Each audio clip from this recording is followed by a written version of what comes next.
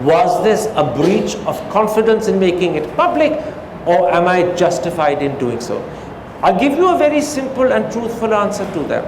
First of all, not every conversation you have with a politician or any other human being is a private conversation, except in the sense that there are only two people in the room and therefore it's private by definition because there is no third person. But it's not a confidential conversation.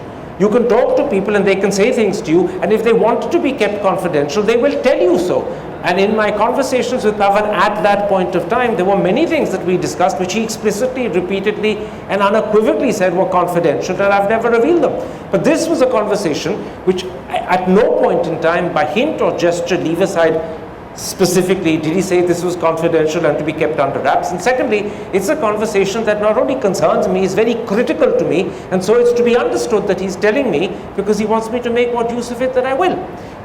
More importantly, watch the interview Pavan did with ThePrint, which is Shekar's organization, given to Shekar's colleague Jyoti Malhotra, and Pavan repeatedly seems to say, obviously not in so many words, that in fact he did have a conversation with Karan, and he says that the problem may be over how Karan recalls the conversation compared to how Pavan wants it. The third thing he says is that his real concern is not the difference in how Karan recalls it and Pavan recalls it. His real concern is Karan didn't clear with him before going public. And to that, again, I have a simple answer. I have no doubt that in telling me this, there was a certain measure of indiscretion on Pavan's part. If I had then rung him up and said, Pavan, I want to go public with your indiscretion, it would be like asking a friend to guarantee that something that he said indiscreetly, he's now prepared to claim publicly. And how could I? That would be putting him in an embarrassing position.